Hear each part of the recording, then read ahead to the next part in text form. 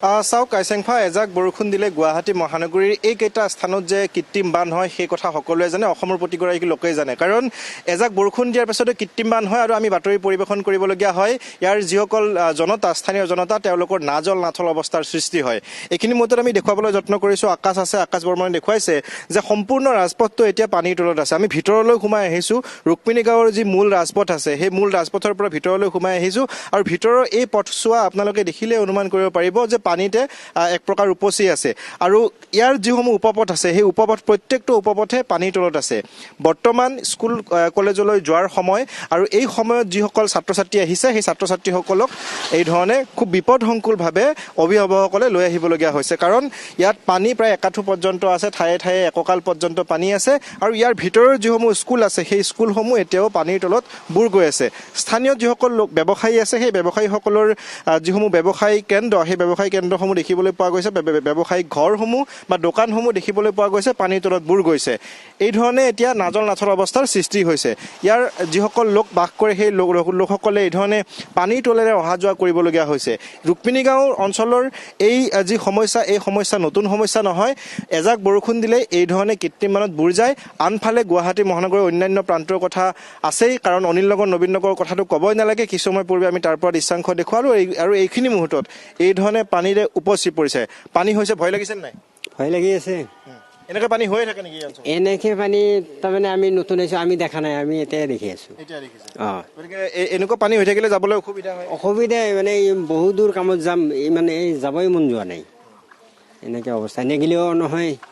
নিশ্চয় এই ধৰণে আচলতে যিসমূহ ইয়াত দেখিবলৈ পোৱা গৈছে, যিসমূহ লোক আহিছে সেই লোকসমূহেও এতিয়া পানীৰ তলেৰে অহা যোৱা কৰিবলগীয়া হৈছে। গতিকে এয়া হৈছে আজি ৰুক্মিণী গাঁৱৰ অৱস্থা। আমি ইয়াৰ ভিতৰৰ যিটো এটা উপপথ আছে সেই উপপথটোৰ দৃশ্যাংশ দেখুৱাবলৈ যত্ন কৰিছোঁ যে এই উপপথৰ যিসকল বাসিন্দা সেই বাসিন্দা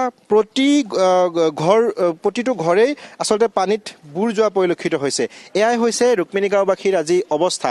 কাৰণ ইয়াৰ যিসমূহ নলা নৰ্দমা আছে সেই নলা নৰ্দমাসমূহেৰে পানী ওলাই যোৱাৰ যিটো ব্যৱস্থা সুপৰিকল্পিতভাৱে কৰিব লাগে, সেই সুপৰিকল্পিতভাৱে নকৰাৰ ফলতেই এই ধৰণৰ কৃত্ৰিম বান দেখিবলৈ পোৱা যায়। ৰুক্মিণী গাঁৱৰ এই অঞ্চলটোত দেখিবলৈ পোৱা গৈছে যে প্ৰায় 10-15টা উপপথ আছে আৰু এই 10-15টা উপপথ এই ধৰণে পানীত বুৰ যোৱা পৰিলক্ষিত হৈছে।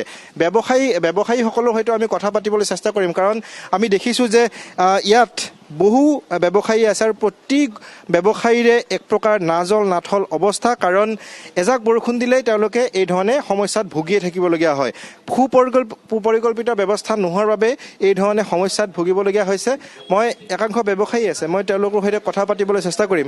দাদা, অকণমান আপোনাৰ ওচৰলৈ আহিছোঁ। বৰষুণ দিলে আপোনালোকৰ ইয়াত বানপানী হয়? পানী হয়, মানে এনেকৈ থাকিবলগীয়া হৈছে আপোনালোকৰ? এনেকৈ পানী হৈয়ে থাকে আৰু। কালি ইমান ডাঙৰ বৰষুণ হোৱা নাছিল, কিন্তু পানীটো ক'ৰ পৰা আহিল? সৰু বৰষুণতো ইমান পানী অঁ, কালি বহুত, অৱশ্যে ৰাতি কিমান বৰষুণ সেইটো গম নাপাওঁ, হৈছে আৰু। মানে বিভাগীয় কৰ্তৃপক্ষই কোনো ধৰণৰ কাম নকৰে নেকি? এই 5 বছৰ এনেকৈ থাকিলে আৰু কি, বিভাগে কাম নকৰাও নহয়, কাম কৰি আছে।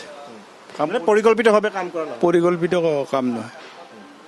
নিশ্চয়, আৰু সেয়াই প্ৰকৃত কথা যে পৰিকল্পিতভাৱে যি ধৰণে জাবৰ নিষ্কাশন বা নলা নিষ্কাশন কৰিব লাগে সেই ধৰণে কৰা নহয়, যাৰ ফলত আচলতে এই অঞ্চলকেইটা, ৰুক্মিণী গাঁৱৰ ভিতৰৰ এই অঞ্চলসমূহ এই ধৰণে পানীত বুৰি থাকে। এখন হোটেল দেখুৱাইছোঁ যে সেই হোটেলখনৰ সম্পূৰ্ণ ভিতৰ ভাগত পানী সোমাইছে আৰু ব্যৱসায়ীগৰাকী এতিয়া পানী সিঁচাৰ ভিতৰৰ পৰা ব্যৱস্থা কৰিছে। যিসকল বাসিন্দা ইয়াত থাকে প্ৰতিগৰাকী লোকৰে এক প্ৰকাৰ দুৰ্দশা দেখিবলৈ পোৱা যায় আৰু এই ধৰণে আজিৰ দিনটোত ইয়াত কটাবলগীয়া হৈছে ইয়াৰ জনতাই। গতিকে এয়াই হৈছে উন্নয়নৰ প্ৰকৃত ছবি। কাৰণ চৰকাৰ আহে, চৰকাৰ যায়, নিৰ্বাচনৰ পূৰ্বে বিভিন্ন কথাৰে ফিতাহী মাৰে চৰকাৰৰ প্ৰতিনিধিসকলে, নিৰ্বাচিত নেতাসকলে, কিন্তু সেইসকলে প্ৰকৃতাৰ্থত যে কাম নকৰে এয়াই হৈছে তাৰ উৎকৃষ্ট উদাহৰণ। কাৰণ গুৱাহাটী মহানগৰীৰ প্ৰায় 4-5টা অঞ্চল আছে, হাতীগাঁৱে কওক, বেলতলাই কওক, অনিল নগৰ, নবীন নগৰে কওক, জুৰোডে কওক বা ৰুক্মিণী গাঁৱে কওক, এইসমূহ অঞ্চলত এই ধৰণে কৃত্ৰিম বান দেখিবলৈ পোৱা যায়। যাক বৰষুণ আহে আৰু বৰষুণ অহাৰ পাছতে দেখিবলৈ পোৱা যায় এই ধৰণে কৃত্ৰিম বানত বুৰ যায়। আমি এখন ব্যৱসায়িক প্ৰতিষ্ঠান দেখুৱাইছোঁ। এই ব্যৱসায়িক প্ৰতিষ্ঠানখনৰ ভিতৰত পানী সোমাইছিল, বৰ্তমান কিছু শুকাইছে। ভিতৰত যি পানী আছে সেই পানীখিনি বৰ্তমান সিঁচাৰ ব্যৱস্থা কৰিছে ইয়াৰ ব্যৱসায়ীগৰাকী। মই কথা পাতিব চেষ্টা কৰিম। বাইদেউ, আপোনালোকৰ ইয়াত পানী হৈয়ে থাকে নেকি? অকণমান আগুৱাই আহিলে সুবিধা হ'ব। পানী আপোনালোকৰ ইয়াত হৈয়ে থাকে নেকি? পানী সোমাইছিলে ভিতৰত? পানী কি ক'ব আৰু, হৈয়ে থাকে পানী। মানে সিঁচিবলগীয়া হয় আপোনালোকে?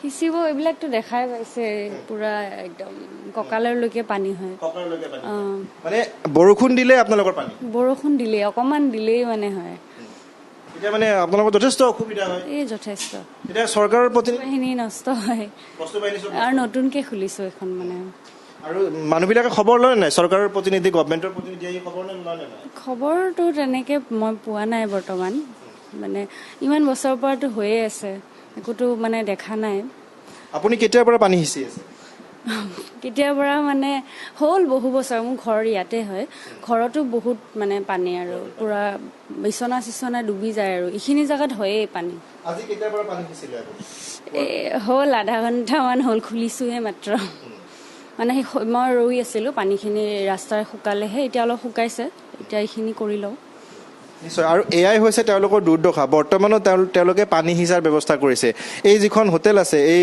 ফাষ্টফুডৰ দোকান এইখনত সম্পূৰ্ণৰূপে পানীৰে উপচি পৰিছিল আৰু বৰ্তমান পানীখিনি সিঁচাৰ ব্যৱস্থা কৰিছে পানীখিনি বাহিৰলৈ উলিয়াই পঠোৱাৰ ব্যৱস্থা কৰিছে এয়াই হৈছে ৰুক্মিণী গাঁৱৰ যিকেইটা উপপথ আছে সেই উপপথত বাস কৰা লোকসকলৰ দুৰ্দশা কাৰণ এজাক বৰষুণ দিয়ে আৰু বৰষুণ দিয়াৰ পাছতে এই ধৰণৰ পৰিৱেশৰ সৃষ্টি হয় সম্পূৰ্ণ এই ৰুক্মিণী গাঁওবাসীৰ ইয়াৰ আচলতে ভিতৰত যিসকল লোকে বাস ধন্যবাদ জ্ঞাপন কৰিছো আপুনি ৰুক্মিণী গাঁৱৰ পৰিৱেশ দেখুৱালে আৰু এজাক বৰষুণৰ পাছতে ৰুক্মিণী গাঁও অনিল নগৰ কিংবা নবীন নগৰ সকলো প্ৰান্ততে একেই পৰিৱেশ আৰু আচলতে এই দৃশ্যসমূহ দেখুৱাই আমাৰো ঠিক আচলতে আমিও আচলতে লজ্জাবোধ কৰিবলৈ আৰম্ভ কৰিছোঁ কাৰণ বাৰম্বাৰ চৰকাৰক আমিও অনুৰোধ জনাওঁ বা আহ্বান জনাওঁ যে ৰুক্মিণী গাঁওবাসীয়ে হওক বা অনিল নগৰ নবীন নগৰবাসীয়ে হওক তেওঁলোকৰ এই যি জমৰ যন্ত্ৰণা এই দেখাৰ পাছত আচলতে সকলোৱে চৰকাৰৰ প্ৰতি এইটোৱে আহ্বান জনায় যে এই সমস্যা যাতে সোনকালে সমাধান হয় আৰু চৰকাৰেও বাৰে বাৰে প্ৰতিশ্ৰুতি দিয়ে যে এই সমস্যা অতি সোনকালে সমাধান হ'ব নিৰ্বাচনৰ পূৰ্বেই হওক বা নিৰ্বাচনৰ